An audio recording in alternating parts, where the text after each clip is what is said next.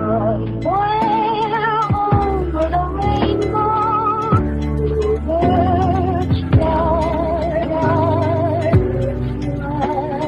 over the rainbow. Hello everybody, this is Overboy, and I'm going to be doing my review for the 2023 movie Sympathy for the Devil. So in this movie, after being forced to drive a mysterious passenger at gunpoint, a man finds himself in a high-stakes game of cat and mouse where it becomes clear that not everything is as it seems. So I thought this was a pretty awesome movie. It was pretty good. The story is really out there. There's a lot of crazy twists and turns, but it's engaging through the entire runtime and everything. Pretty much from the minute Nicolas Cage comes on screen, it's just engaging and everything. And he's only it only takes about maybe 3 or 4 minutes before he comes on screen and everything, but as soon as he gets in this movie, it just flies by and everything. It's entertaining and engaging through the entire movie, mostly due to his performance. But Joel Kinnaman, I think is how you say his name, he's really good too, and him and Nicolas Cage, they play off of each other really, really well in this movie, and I thought they were great in here. And they're the main 2 stars of the movie. There's a few other people that show up off and on throughout the movie, but they're just like little small roles, like people they come across or whatever at different places and everything. And then you get to the diner scene, which is just crazy because Nicolas Cage is just off the wall, and 1 minute he's acting all quiet and talking to this guy, and the next he's just going crazy. You don't know what he's going to do throughout the whole scene. It felt really tense and everything, and he does a good job at being really campy and over the top while also being creepy and stuff, and crazy, so crazy that you just don't know what to expect and everything. He's like a ticking time bomb and everything, and Nicolas Cage just pulls it off really, really well and everything, and you can tell that he's having a blast in the role too. He's going full 100% Nicolas Cage craziness and everything, and he is loving every minute of it and everything, and he gives a really great performance. And when he needs to slow down and be serious and stuff, he does it too. He's able to do that at times and everything, and he pulls it off really well. I think this is a really great performance from Nicolas Cage, which isn't really that surprising to me. He's been on a roll here in recent years. He's gave us some of the best performances of his career in recent years. And well, I wouldn't say this is like an Oscar-worthy performance or anything. It's just a really fun one. It's one that it's fun to watch him and just watch him go insane and stuff. And he's just a lot of he's really charismatic and just a lot of fun to watch. And like I said, Joel Kinnaman does good too. He's kind of the straight man to Nicolas Cage's crazy, although this isn't really a comedy. But he's really good in here too, and there's a lot of twists and turns with his character, and there's a twist at the ending that I don't know whether I really liked it or not. I'll admit that I didn't really see it coming and everything, because the way the first part of the movie set it up. But throughout the whole movie, Nicolas Cage's motivations for why he was doing what he was doing changed and everything. I thought that was kind of weird. You didn't really know what was going on throughout the whole thing, and then when we finally get to the ending and find out what his real motivation for why all this stuff started and why everything was happening the way it was, I thought that was crazy, and it kind of gave meaning to the title, Sympathy for the Devil and everything.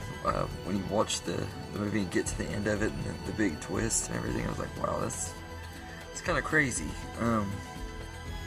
But yeah, I'll say that it had some pretty crazy twists and turns, and the big final twist and the way the movie ended, it kind of left me kind of sour. I kind of wish there would have been like maybe 10-15 minutes added onto the movie, just so that just to add a little bit more to the story and everything, and flesh a few things out a little bit more and everything. But for what it is, I think it was good. Everything, and I think they did a good job with the with most of the big twists and turns in this movie. But some of it just it kind of felt anticlimactic and stuff. But the cinematography in here is really good too. It just looks really gorgeous and stuff. A lot of neon colors and stuff throughout it, but it looks really good. And the suspense in here is really great too. Like I said, with Nicolas Cage's performance and his character, you never knew what he was going to do.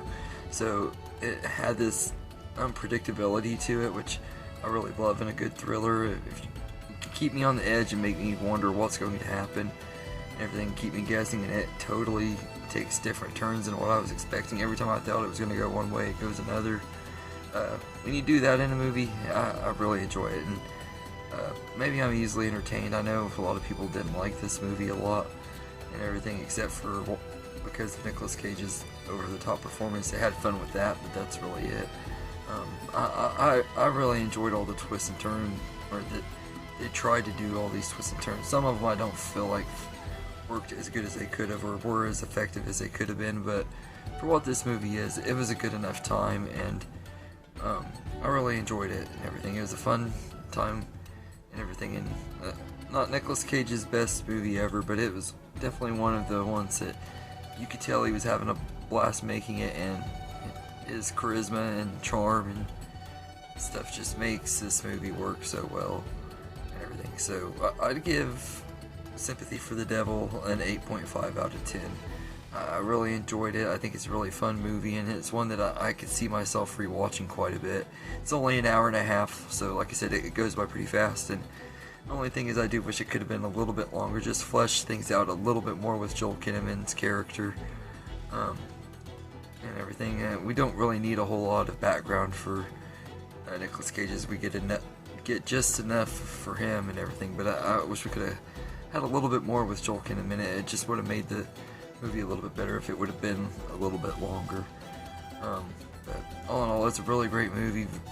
Really another big surprise for me. I'm finding a lot of movies from 2023 that I had either skipped or just didn't get a chance to seeing until now and everything in it. A lot of them are really surprising me, and this is definitely one of them.